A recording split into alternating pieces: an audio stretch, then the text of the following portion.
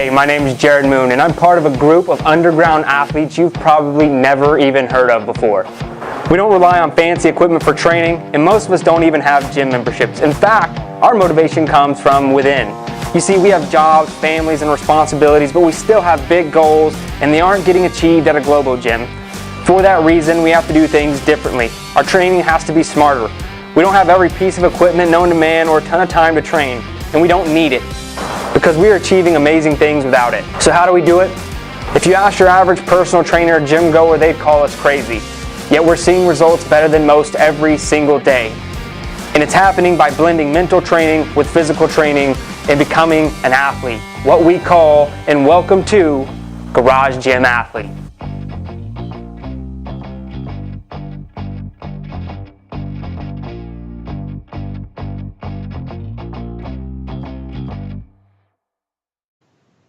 All right, ladies and gentlemen, welcome to the Garage Gym Athlete Podcast. Jared Moon here with Joe. What's up, Joe Courtney, should I say? How's it going? And we have Jonathan Lampley. How you doing, man? Doing pretty good. How about y'all? We're good, man. Good to have you on the show. So let's hop right into it. Give us a little background or introduction to who you are, what you do, and how you train. Awesome. So my name's Jonathan Lampley. I have a wife and three wonderful children who you might hear in the background, kind of noisily running around. By trade, I'm a pastor, so I pastor a small country congregation in Cross, South Carolina. I'm also a substitute teacher at the local high school, and I'm hopefully in the last stages of getting my paperwork done to become a Reserve Air Force chaplain. That has been almost a year-long wait, so this has been fun. Yep, familiar with that. Yeah, the Air Force doesn't speed along in those processes. Not at all. And so my training actually, the first of the year I had done the one-man body system twice, mostly just because I wanted to try it out, but I also wanted to get my garage ready so I could start one-man, one barbell, which I started the first week of March. So I just finished week 3. I think that's right. Yeah, I just finished. Oh, actually, today will be ending week 3. So I'm in the middle of that right now. Actually, could I show y'all my garage real quick? Yeah, dude, let's do it. Okay. It's not super fancy yet, but let's see if I can turn this. Can I turn this around? Yeah, there we go. You can kind of see it's a little dark in here, but I got my pull-up bar on the wall. Nice. That's actually a Titan fitness bar. I got on sale from somebody on Facebook. Man, I got my bar with I got about 210 pounds of bumper plates, so not a lot. I tried this rig from your book, Jared. Yeah. And after trying to PR or set my 1 rep max, I decided I'm quickly going to invest in a right. squat rack. So I'm selling some stuff so I can buy. I think it's the Titan T3. I think Joe mentioned that on. Yeah, that's what I have. One of the pages. Yeah, so I looked into that, and I think I'm going to get that. And then I got a couple kettlebells I kind of sling around, and then I got my speed rope. So that's awesome, dude. Very, very, very, very basic, but I like it a whole lot. So yeah, so I had to brag on that. I haven't posted any pictures online yet because I wanted to get. Oh, and I'm actually planning to get a rower. I think it's the Concept 2 rower. Nice. Once I can sell some more stuff. People just need to buy my stuff. Yeah. So I can buy some more gym equipment. Well, for everyone listening who didn't see what he just pointed out, he had the 2x4 squat rack. So like 2x4s put together in a bucket of cement. And to be honest, I used that for several years in my garage. And it takes a whole different level of finesse. Courage? Yeah, courage and finesse because you could be I would have like 400 pounds, on the bar ready for the squat. It holds it just fine, but it's putting that barbell back on it. You know how a lot of people want to like slam the bar back into the rack and just get it off their back? That's not how you do it with this thing. After you finish the squat, you have to gently set it down and be very careful. Make sure that your aim is perfect. and then do like a It's little like a negative. do a little quarter squat to get it in position. It is a skill in and of itself, but it is a great first squat rack for any garage gym, man. So good on you for making that. Yeah, actually, I tried PRing on my squat, which I did Tuesday. Actually, I was pretty happy about that.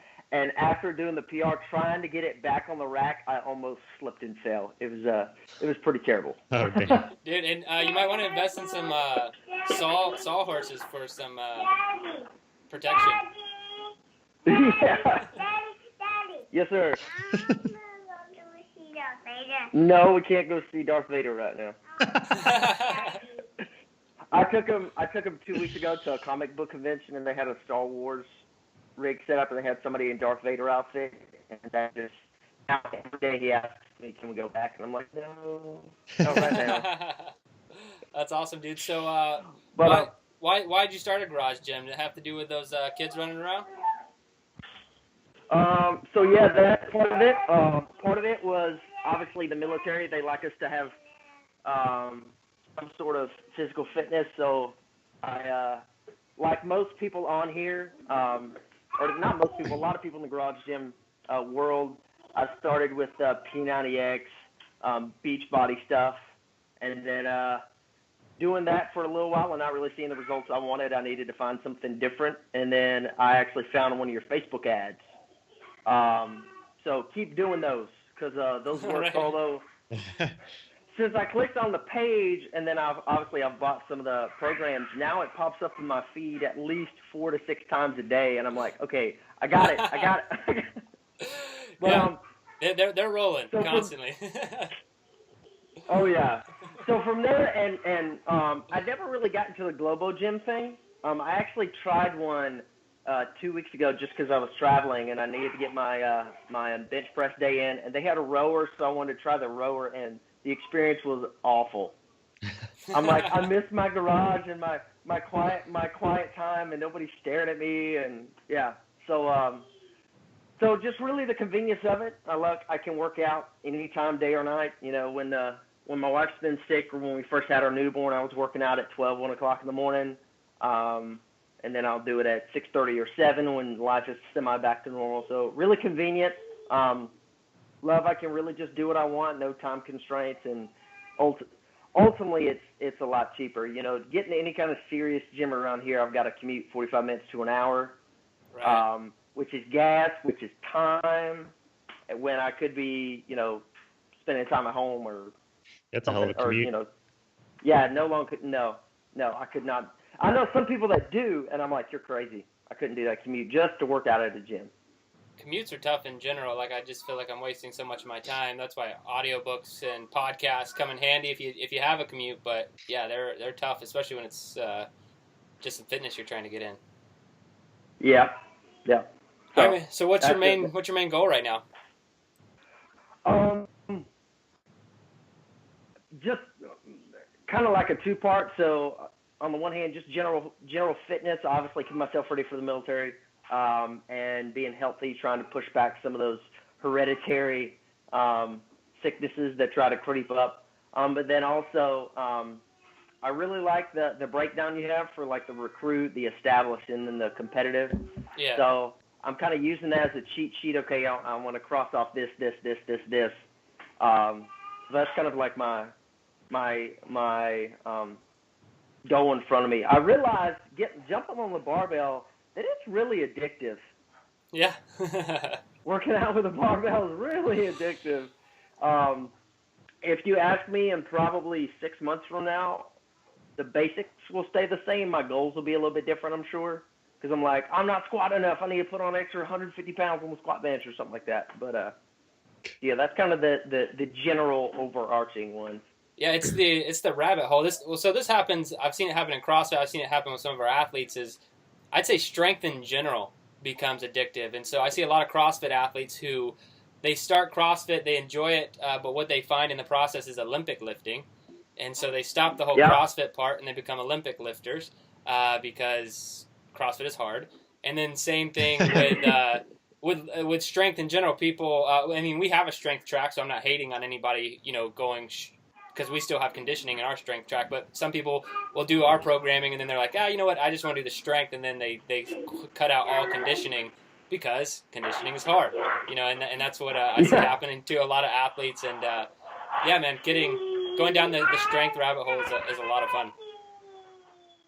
Yeah, and I think, with because I actually have a brother-in-law who used to do some serious weightlifting. Like he was a part of an Olympic team. He didn't actually compete in the Olympics, but he was squatting 1,000 pounds. Wow. And this was before the days where they had cranes to put him on. Like he's taking it off the rack, walking forward, doing the squat, and then walking back. And I'm like, I don't want to get that crazy. But I do want to obviously be fit, be healthy, and then in the military. As a chaplain, our role is obviously different. I know you and Joe both know a little bit about what chaplains do. Yeah.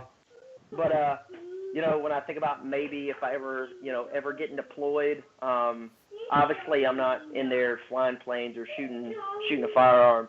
But if something were to happen and they need me to, hey, we need you to help carry these guys to the hospital because they're hurt. I want to be able to pick up somebody in their gear and not feel like I'm out of breath after I take 2 steps. Right. To really make my body useful. So yeah. And dude, that's my recommendation for anyone active duty. I don't care if you think that you're in a non-deployable position or deployable. Everyone's fitness should be at some level of readiness beyond what the military standard is to make sure, like, if you deploy, you can do something, overseas. So that's a good goal. And if we can be honest, obviously the physical fitness test, kind of in my thinking, the physical fitness test should be like my warm-up workout. Yep.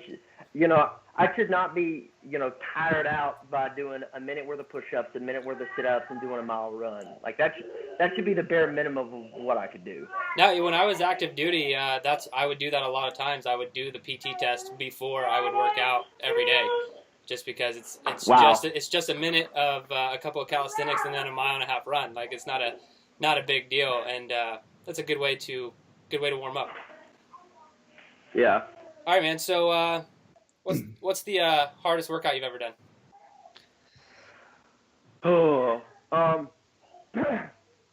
Probably I participated in Go Ruck Light. I know on your Better Humanology podcast, Go Ruck events have come up before. So that's probably because it was a combination of very, very, very, very physically stressful for me, just because I had not done that continuous of workout for as many. It was I want to say it was 4 hours, 3 or 4 hours. So constantly without any kind of serious breaks. And then it was also just very mentally grueling, which to me can sometimes be the hardest part of getting through any kind of serious physical training, is your mind just wanting to give up on you. Right. So I think once I kind of realized, okay, I just need to stop thinking and just do this thing, it kind of helped a little bit. But those two things together definitely made that pretty tough. Yeah, those are some tough events, and they have all different ranges too that make them pretty challenging. Joe, have you done any Go Rucks? I have not, and I don't think I will be anytime soon. All right, man. So you don't want to, Joe. You don't want to pay somebody to yell at you for a couple hours and make you do stuff. It's not so much of the event. I just went for a long ruck on Sunday, and I kind of hurt my back and tailbone because I did it wrong. So, oh no, bad first experience. Well, not first experience, but yeah. Yeah, they don't put kettlebells in your backpack with the Go Ruck event though, so you're probably good to go. Okay, there we go. You put kettlebells in your backpack? Just one big one. Oh no! See, they got these cool little plates. Yeah, that would have been way better. Yeah, it lays flat up against your back, and it's not like, I mean, you can use a regular book bag, but I've got their actual Go Ruck pack, so it like fits the curvature of my back, so it's not like bouncing all over the place.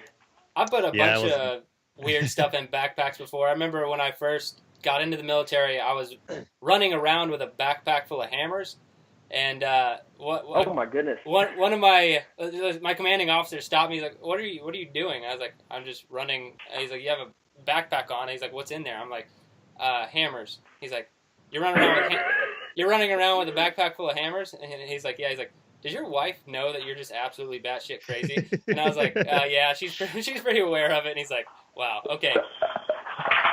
All right, man, if you can only, actually, no, in your opinion, what's the best activity for building mental toughness? Oh, having children. No, but so in serious, I know this is not, I'll get to something serious in a second, but yeah, children push you in ways I never thought possible. But I would have to say, I've heard a lot of really, really good stuff, and I could definitely echo, the cold showers, the doing the hard workouts. But one big thing to me is teaching somebody. So it's one thing for you to learn something on your own, but trying to break it down so where somebody else could understand it can actually sometimes be harder than learning the lesson itself. Yeah. Last week my in-laws came into town, and me and my father-in-law were throwing some weights around in the gym, and so he was kind of helping me with some of my form, and I was like, yeah, that's awesome. And then you started releasing stuff about learning how to program, and I'm thinking, and it got me thinking about, trying to get other people to work out and to train with me. And I'm thinking, but what if they ask me questions? It's one thing for me to learn, but trying to teach somebody else, here's a good form, and you don't want them to get hurt, so you want to make sure it's right, and it'll get on you pretty quick. Yeah, and I think teaching anything you want to truly understand, you should go try and teach somewhere. Because a few years ago, before I had like our real programming methods, like I had a lot of people asking, because I had the methods, but they weren't like concrete written out how they are now. And me having to teach so many people this process over the years has really refined my process of how we program and made me really good at it. So I think teaching is a great opportunity to sharpen the axe, if you will. Yeah. Which kind of pushes you in a cycle, because in order for you to teach, you got to learn something. Right. Because nobody wants to learn from you. You ain't got nothing to teach. Right. And it actually puts you in this constant rhythm of always being a learner, which is, I think, is important, not just in fitness, but in life in general. I couldn't agree more with that one, man. All right, if you could only have one piece of equipment to train with for the rest of your life, what would it be? I'm echoing, but definitely the barbell. Yeah, it sounds like you liking the barbell right now. Yeah. So I know when we tried to record this before, I mentioned the Go Rucksack, and I still like working out with it, but I had not taken a sip of the drug called the barbell. And I've only done 4 lifts, so right now I'm doing the I'm still messing up my terms. I guess it's called the Olympic lift. But I'm doing the bench press, squat, deadlift, and it's basic power lifts, I guess. Press. Yeah. Do what? Power lifts. And yeah. Power lifts. Yeah, that's right. And I'm loving it. Actually, I hate squats, but I do them because they're good for me. Love the bench press, and I really love deadlifts. Deadlifts are probably my favorite. Deadlifts are, it's just there's so much raw power involved in the deadlift. No, we don't need to get that out. You want some banana? Yeah. Okay. All right, we'll get you some banana. Sorry about that, guys. Yeah, no worries, man. So yeah, barbell with bumper plates. I should if I can make that clarification, because I do not want to be dropping any iron weights on the ground. Yeah, that's not good for anyone. Nope. All right, man. What's the best advice you have for garage gym athletes out there?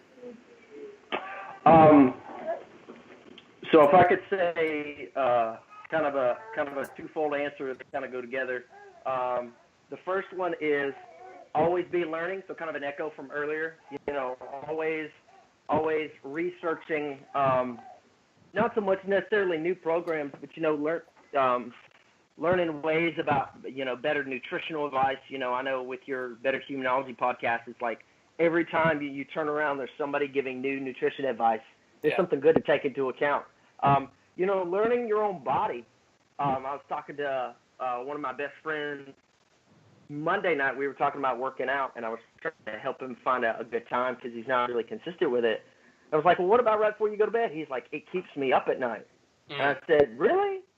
Because I can do a good, last night I did my deadlifts and my conditioning, crawled into bed and went right to sleep.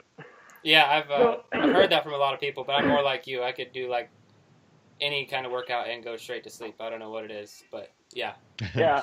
So learning yourself, learning. There's so many cool things out there in fitness. There's the sandbag. There's the barbell. There's body weight workouts. Just keep learning, and then also kind of tag onto that is surround yourself with people.